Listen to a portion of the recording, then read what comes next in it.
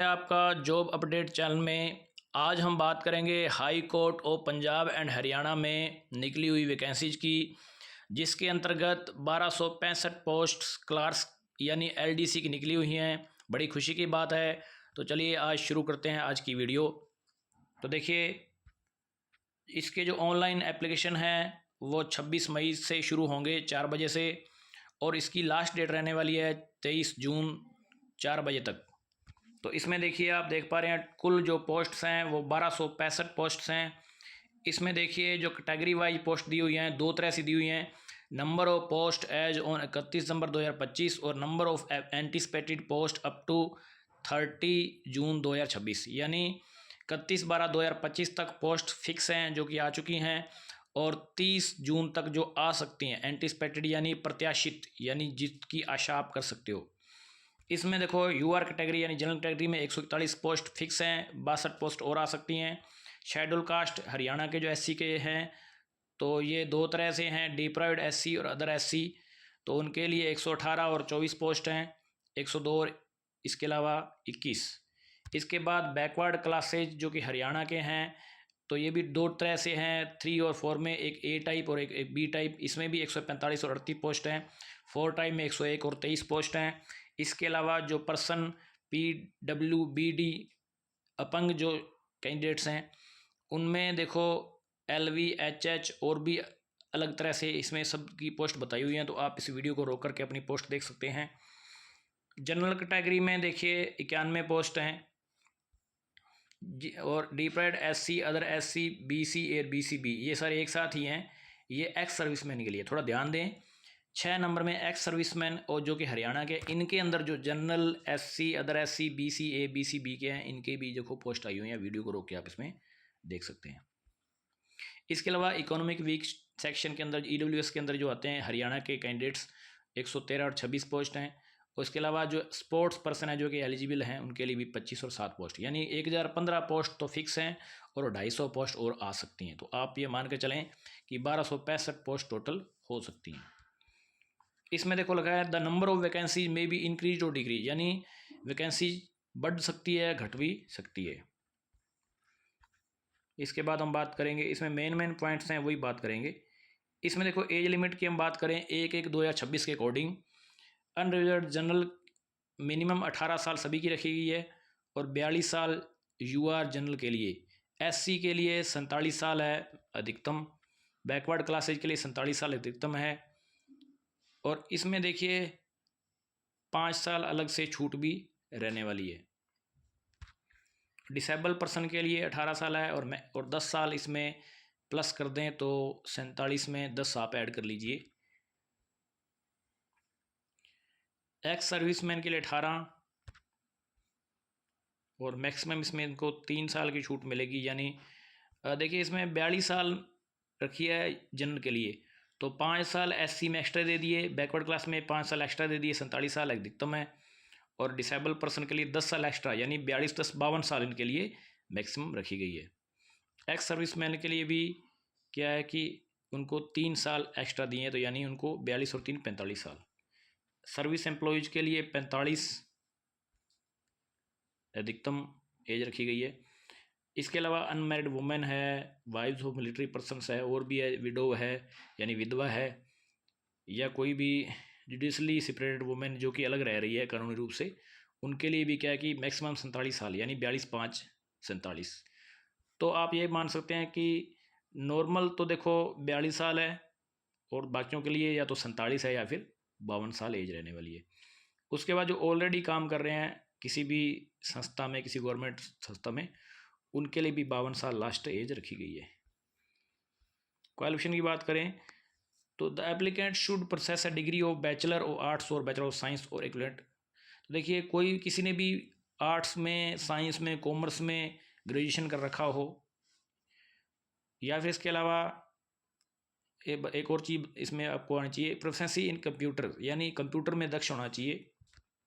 इसके अलावा जो चाहिए वो है हिंदी या संस्कृत में 10वीं पास हो, या फिर 12वीं में हिंदी या इंग्लिश सब्जेक्ट रहा हो, हिंदी या संस्कृत सब्जेक्ट रहा हो, या फिर BA में उसके पास हिंदी सब्जेक्ट रहा हो, या MA हिंदी में या संस्कृत में रखी हो। यानी कहने का मतलब है 10वीं 12वीं BA MA में एक सब्जेक्ट या MA हिंदी में होनी चाहिए। डिस्क्वालिफिकेशन कैसे हो सकती है, तो आप इसमें इसको ध्यान से पढ़ लीजिएगा यदि आपको इतना नॉलेज है तो। वीडियो को पॉज करके आप देख सकते हैं।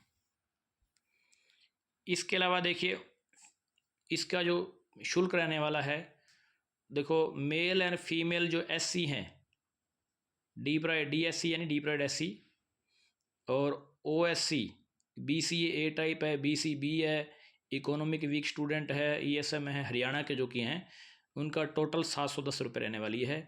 जो कि PWBD से संबंधित है उनकी कोई फीस नहीं है। ऑल अदर कैटेगरी है जो मेल में है उनके 1200 हैं और फीमेल के 875 हैं।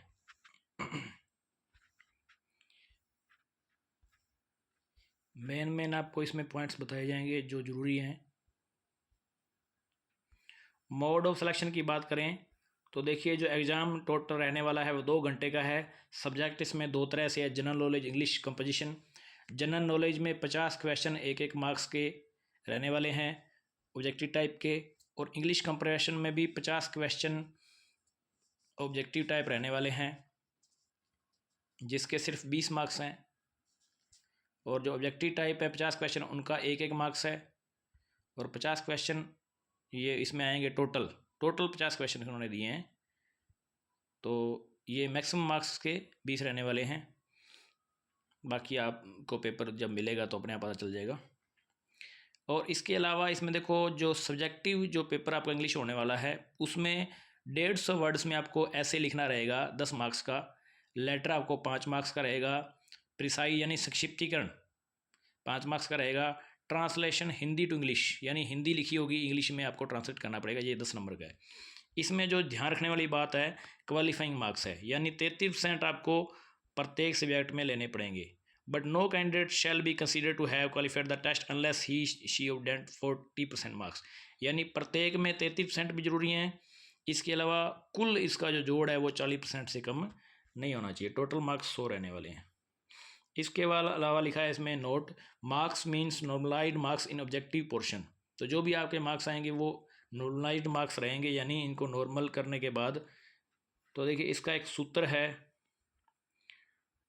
इसके अलावा एक बात और बता दें आपको, number of words type mistakes 10।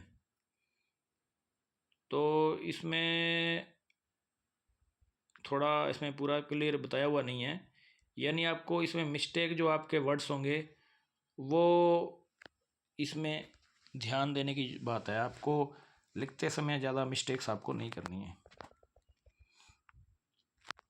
और आपकी टाइपिंग स्पीड जो कि होनी चाहिए इंग्लिश के अंदर 30 वर्ड पर मिनट।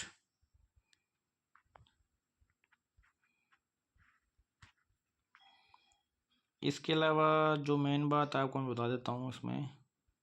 अच्छा, नॉर्मलाइजेशन ऑफ मार्क्स कैसे रहेगा, तो एक सूत्र होता है जिसमें M के बाद IF जैसा एक चिन्ह लगा हुआ है, is the actual marks obtained by, actual marks जितने भी प्राप्त किए आपने। इसके बाद average marks of the top 0.1% of the candidates. ये सूत्र वगैरह हमें इसमें ज़्यादा जाने की जरूरत नहीं है, बस ये सूत्र होता है, बस इसको आप गौर से आप समझना चाहते हो तो पढ़ सकते हो। इस सूत्र के द्वारा आपको नॉर्मलाइजेशन किया जाएगा।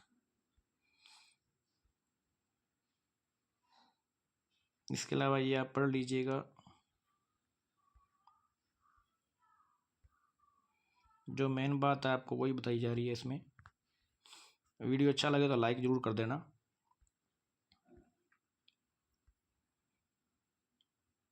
इसके अलावा eligible sports person of Haryana, तो ये थोड़ा पढ़ लीजिए जो भी है इसमें।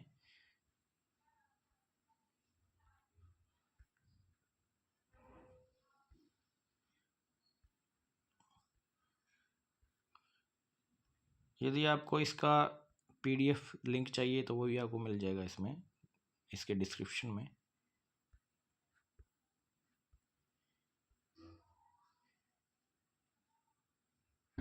इसमें देखिए क्या क्या आपको फॉर्म भरते समय रखना है। इसमें रजिस्ट्रेशन ID है, एडवर्टाइजमेंट नंबर है, रोल नंबर है, नेम ऑफ कैंडिडेट है, फुल ब्लॉक लेटर्स में रजिस्ट्रेशन, रजिस्टर्ड ईमेल है, ये सब कुछ।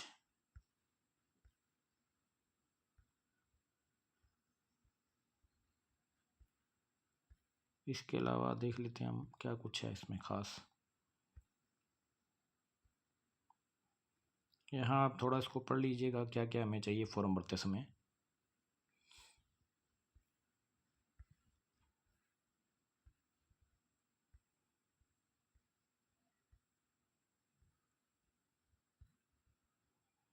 तो ये थी आज की वीडियो। वीडियो अच्छा लगे तो लाइक करें, कमेंट करें, शेयर करें और चैनल पर नए हैं तो सब्सक्राइब जरूर करें। आपको हर एक तरह की जानकारी दी गई है। यदि आप चाहते हैं और भी पूरी डिटेल में वीडियो चाहिए आपको या जानकारी चाहिए तो कमेंट बॉक्स में कमेंट करें और चैनल पर नए हैं तो सब्सक्राइब जरूर कर दें। Thank you.